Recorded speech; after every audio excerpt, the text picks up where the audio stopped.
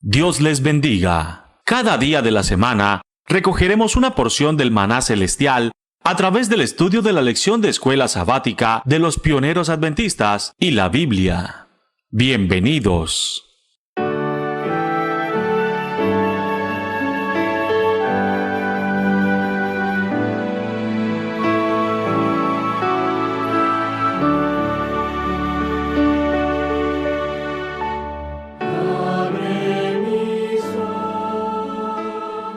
¿Qué tal, hermanos? ¿Cómo están? Dios los bendiga. Mi nombre es Arturo Argüelles y es un gusto estar con ustedes estudiando la escuela sabática. En este día vamos a estudiar el maná diario. Estamos leyendo la lección número 12, que está destinada a leerse en sus grupos, en sus casas, en sus iglesias, en sus lugares de adoración el 21 de marzo del 2020. La lección 12 lleva por título ¿Quién cambió el sábado? Y como bien saben, no estoy solo, me acompaña mi amada esposa, Selma. Hola, ¿qué tal, hermanos? Dios les bendiga. Vamos a estar en esta lección compartiendo con ustedes un poquito de la reflexión de nuestro estudio y esperamos que pueda ser de bendición. Y pues bueno, esa escuela sabática le está dando seguimiento a las anteriores lecciones, en donde hemos estado aprendiendo cómo la ley de Dios, los mandamientos, son buenos y son justos. No solamente están ahí para causar dolor, para causar cierta incomodidad, sino aparte de eso, porque eso es lo que provoca en el pecado, esto es lo que provoca en tu ser, está hecho para medir nuestra cercanía hacia Dios. No es que esto nos dé la salvación, pero sí nos indica cómo es nuestro comportamiento, cómo es que estamos manejando nuestra espiritualidad con Dios. Así que esta lección está hablando acerca de quién cambió el sábado. Esa es una pregunta de que nos hacemos todos los días, cada vez que entramos en ciertos debates un poco ásperos, ya que la mayor cantidad del mundo cristiano tiende a generar esa controversia, ya que la popularidad de un día para descansar es el domingo y no el sábado. Así que este debate nos lleva a pensar que tal vez que las personas están promoviendo el sábado tiene que ver directamente con los judíos. Y si nos quedamos en ese tema, entonces son los judíos los que mataron al Señor Jesús. ¿Qué tendría yo que tener en común con ellos? Y volvemos a un círculo interminable, pero aquí vamos a tratar de responder ciertas cuestiones que son parte fundamental para entender esa pregunta. ¿Quién cambió el sábado? Así que vamos a leer la primera pregunta. ¿En contra de cuál poder anticristiano hizo el apóstol una advertencia a la iglesia? Segunda de Tesalonicenses 2, del 3 al 4. Nadie os engañe en ninguna manera, porque no vendrá sin que antes venga la apostasía y se manifieste el hombre de pecado, el hijo de perdición, el cual se opone y se levanta contra todo lo que se llama Dios o es objeto de culto, tanto que se sienta en el templo de Dios como Dios, haciéndose pasar por Dios. Ese texto resuelve una incógnita de manera rápida. Dice que nadie os engañe por aquel que es el hijo de pecado, el hijo de perdición. Eso ya está resuelto entonces. Esa persona que va a tratar o intentar de cambiar el pensamiento de los hijos de Dios se reconoce como el hijo de perdición, el hombre de pecado. Cuando nosotros observamos la vida del Señor Jesús, nos podemos dar cuenta que Él era todo lo contrario. Era el hijo de la salvación, alguien que había venido a la tierra a buscar la salvación de todas las personas, sobre todo su nación, al cual él había sido destinado a dar testimonio, a ser su Mesías. Cuando él inicia su ministerio, nos encontramos con alguien muy particular que, antes que cualquier cosa, trata de derrotarlo aún antes de comenzar su ministerio. Y ese es el hijo de pecado, el hijo de perdición, que vino directamente él a tentarlo. Recordemos esas tentaciones que fueron desde lo muy general hasta lo particular.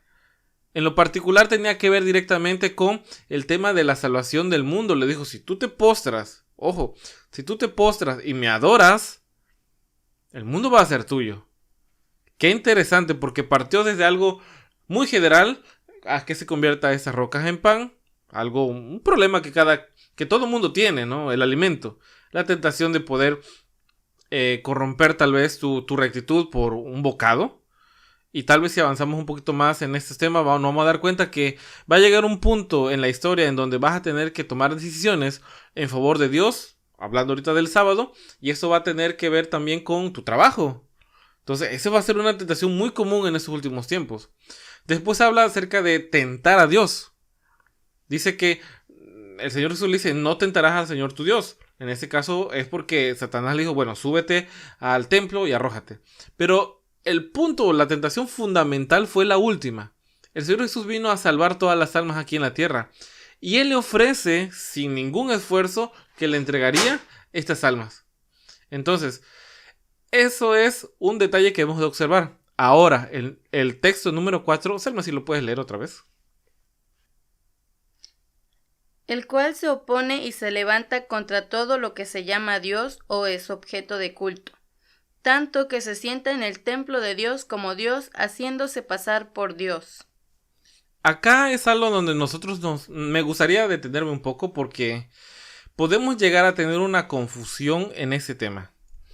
Si yo digo se sienta en el templo de Dios, alguien directamente puede empezar a generar ciertas conclusiones a su organización religiosa en particular.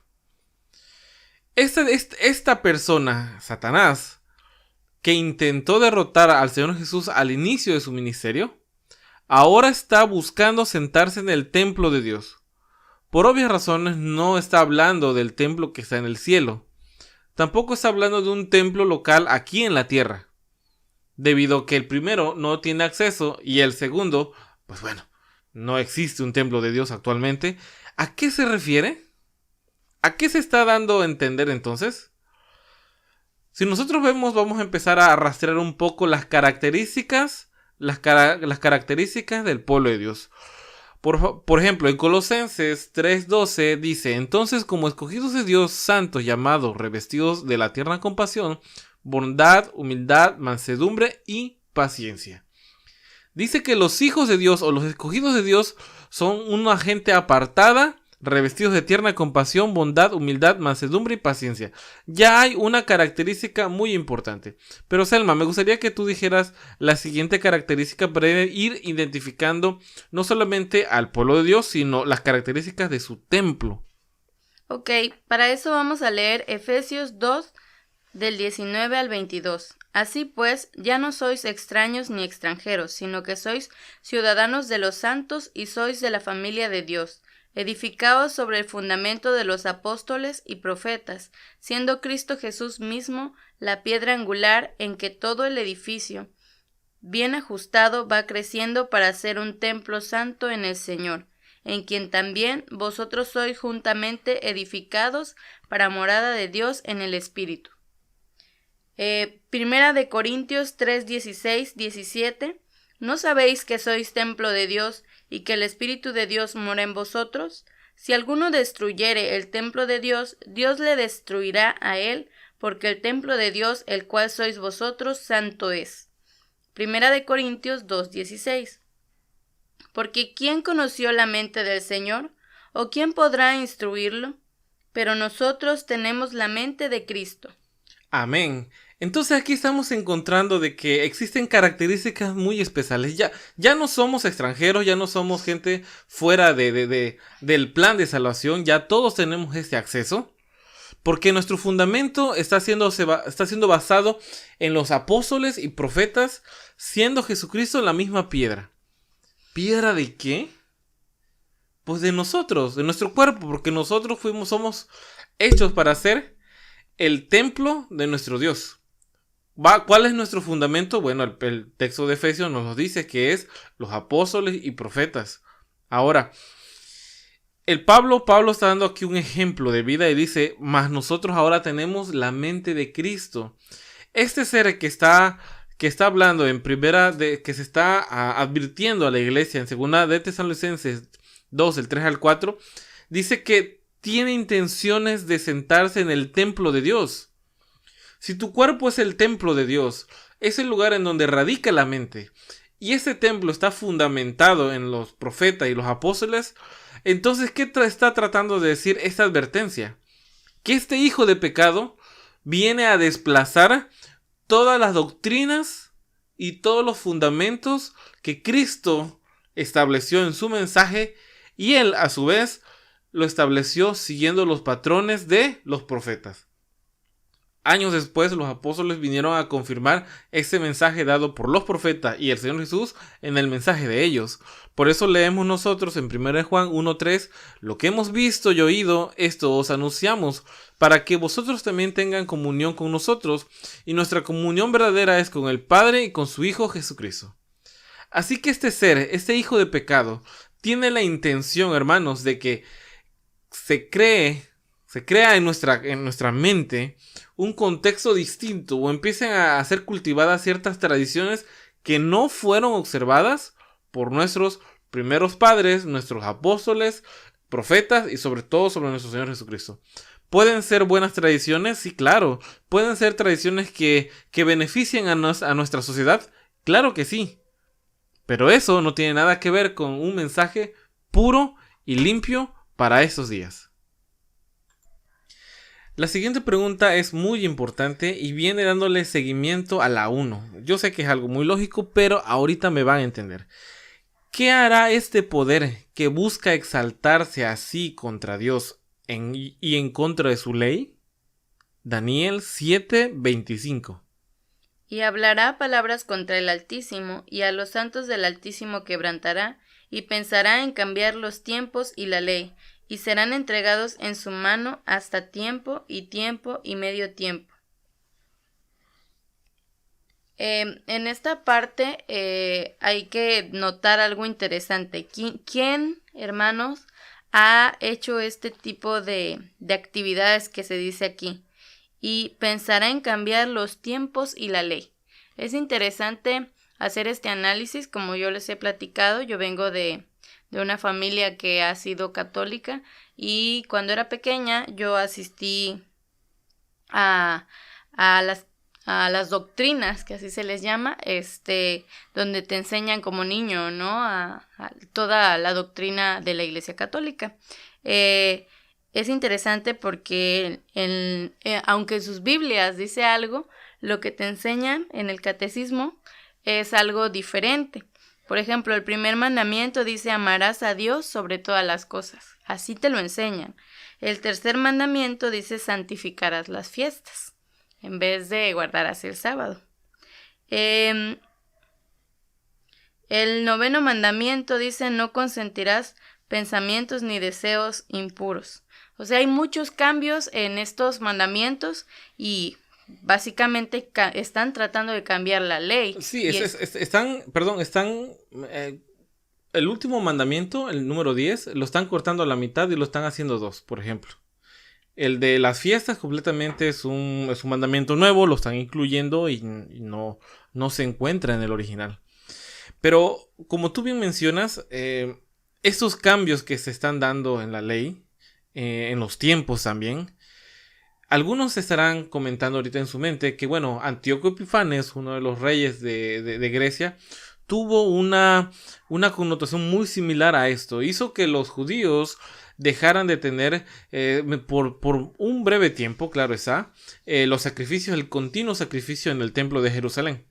También mandó a destruir una parte del altar, y con esas mismas piedras hicieron varios monumentos del imperio griego. Y bueno, hizo muchos destrozos en la fe judía. Pero más allá de ese contexto local, estamos hablando de un poder que va a tener que quebrantar los tiempos y la ley, pero a nivel mundial. Y hablándolo de esta manera, Antíoco Epifanes se queda en un segundo plano, y como tú bien dices, la iglesia que actualmente predomina bajo la categoría de cristianismo es la iglesia que ha generado ciertos cambios en el fundamento de la vida del cristiano. ¿Cómo es que esto trasciende? ¿Por qué lo que haría esa iglesia trasciende bastante? Bueno, porque en Romanos 7:12 dice que la ley es santa, justa y buena. En Salmo 119, ese salmo, por cierto, el más grande de la Biblia, es: toda una poesía en alabanza con respecto a la ley de Dios. La semana pasada, creo yo, igual me estoy confundiendo un poco, estábamos hablando cómo tiene los mandamientos vigencia dentro de los salmos. Y si los salmos para ti son algo muy vigentes, pues bueno, vas a entender entonces que dentro de los salmos también hace referencia a la alabanza y a la sabiduría que se encuentra al venerar y respetar al Señor Jehová, a Dios Jehová. Pero también a sus mandamientos. Dice aquí una porción: mi alma ha guardado tus mandamientos y lo ha amado en gran manera. Eso lo dice David. Pero en Hechos 13:22, aquí Lucas, haciendo una referencia a David, dice que fue un hombre conforme al corazón de Dios. Entonces, si David fue un hombre conforme al corazón de Dios y él dice que amaba sus mandamientos, este poder o esta entidad o esta organización religiosa que ha cambiado los tiempos y la ley está afectando directamente al pueblo de Dios y al Dios de este pueblo. Se está colocando en una postura que no le pertenece directamente. Es interesante ver también cómo es que se ha introducido este cambio en la iglesia. No ha sido un cambio repentino de la noche a la mañana, ha sido algo que ha tomado tiempo a través de los siglos y que inicia con Constantino. Cuando él se vuelve al cristianismo, empieza a mezclar la tradición pagana con la costumbre cristiana, que es el sábado. Exacto. Entonces él dice, bueno, vamos a guardar el sábado, pero también vamos a guardar el domingo, hasta que después él decide que se haga el primer decreto de guardar el domingo, y ya lo establece bajo un documento. Hay algo interesante con todo eso, y viene a ser una anécdota que está relatada en los libros de historia. ¿Cómo es que esos grandes personajes como Constantino, tenerlo de tu lado en tu iglesia, viene siendo un aliciente para las persecuciones del pueblo de Dios? Teniendo en cuenta que venían por una larga persecución, por ahí existe una película nueva acerca de la vida del apóstol Pablo, donde se presenta directamente el sufrimiento de los apóstoles y el sufrimiento de los cristianos. Pero unos siglos después, ahora tener al emperador de tu lado crea cierta sensación de, bueno, lo logramos como cristianos. Pero este nuevo emperador empieza a colocar sus reglas por encima de la de Dios. Y viene un poco una anécdota el que para que sus súbditos pudieran entrar a esta nueva religión, porque les era un poco incómodo y un poco raro este nuevo Jesús judío, empezó a hacer unos sincretismos, y esa es como que la palabra clave de esta lección. Esos sincretismos, estas uniones en donde, pues bueno, vamos a venir el día sábado judío para descansar, pero ¿qué le buscamos? ¿Qué encontramos dentro del domingo para, bueno, hacerlo parte de nuestra cultura cristiana? Excelente, buena idea, la resurrección del Señor Jesús. Y fue así como de anécdota, fue así como que poniéndolo un poquito acá, poniéndolo un poquito allá, que se empezaron a meter estas ideas. Una de las cosas que se dice aquí en la escuela sabática, bueno, de hecho me gustaría que leyeras, Selma, en la pregunta número 7, segunda de Timoteo 2, del 1 al 3. Ahorita lo vamos a comentar. Tú pues, hijo mío, esfuérzate en la gracia que es Cristo Jesús. Lo que has oído de mí ante muchos testigos, esto encarga a hombres fieles que sean idóneos para enseñar también a otros. Tú, pues, sufre penalidades como buen soldado de Jesucristo. Fíjese lo que está haciendo aquí el apóstol Pablo con una recomendación a Timoteo. Que seamos fieles, aun cuando entre un funcionario de alto rango a tu comunidad, a tu iglesia. ¿Cómo se debe de mantener tus estatutos? Firmes y estables. En 2 de Pedro 2, del 1 al 3, habla de cómo esos falsos profetas van a entrar al pueblo. Y aquí me gustaría narrar algo que encontré cuando algunas personas apelan a los primeros padres. No sé si algunos conocen esos términos. Los primeros padres no son los apóstoles, sino son los discípulos de los apóstoles o los segundos discípulos de los apóstoles, por así decirlo, ¿no? Como una cadenita, una secuencia. Uno de ellos fue San Ignacio de Antioquía, por ahí del 107 después de Cristo, mártir en el Coliseo Romano y obispo de la iglesia primitiva, que decía lo siguiente: Los que vivan según el orden antiguo de las cosas se volvieron a una nueva esperanza. Ya no observaban el sábado, sino el día del Señor, en la cual nuestra vida fue bendecida por Él y por su muerte. Justiniano, él, del año 165, mártir también, dice: nos reunimos en el día del sol, porque es el primer día después del sábado de los judíos, pero también el primer día en que Dios sacó la materia de las tinieblas, creó el mundo, y en ese día Jesucristo nuestro Salvador resucitó de entre los muertos. Interesante cómo se están acoplando aquí las ideas. Recuerden, esto no lo dijeron los apóstoles, lo dijeron los primeros padres de la iglesia primitiva. Todo eso antes del 320, cuando Constantino hace el cambio. O sea que lo que había dicho el apóstol Pedro, la advertencia que había hecho Pablo a Timoteo, se estaba cumpliendo aquí. Que ya existían entre ellos personajes que iban a estar rebajando ¿qué cosa? La doctrina. Pero, ¿qué dice Isaías acerca de esto? Vámonos a... Porque esto no era un tema nuevo. O sea, siempre ha existido gente que quiere poner su criterio o su pensamiento. Entonces, Isaías 8:20 dice: a la ley y al testimonio. Si no dijeron conforme a esto, es porque no les ha amanecido. Para ir cerrando esta primera parte de este estudio, hermanos, vamos a mandar un audio posteriormente. Vamos a contestar la pregunta 6. Nos vamos a regresar un poquito. ¿Cambió realmente el papado la ley de Dios?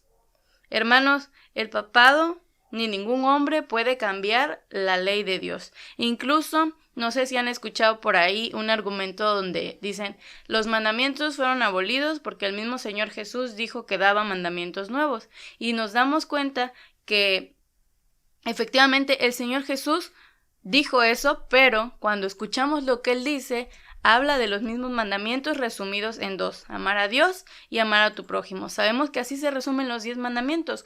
4 son para amar a Dios y 6 son para amar a tu prójimo. Entonces, el Señor Jesús nos da prueba clara de que los mandamientos no están abolidos, de que la ley no se puede cambiar, y Él mismo lo dice: yo no vine para cambiarla. Al contrario, yo vine para confirmarla. Así es, eso está en Mateo 5, del 17 a 19. Así que, hermanos, gracias por escucharnos hasta ahora. No se despeguen, vamos a crear un nuevo audio, lo vamos a enviar un nuevo audio. Así que en unos momentos continuamos, porque esto se pone muy interesante y nos gustaría terminar con ustedes varias ideas que tenemos que consideramos que son oportunas para que tú las tengas y las puedas comentar. Dios te bendiga.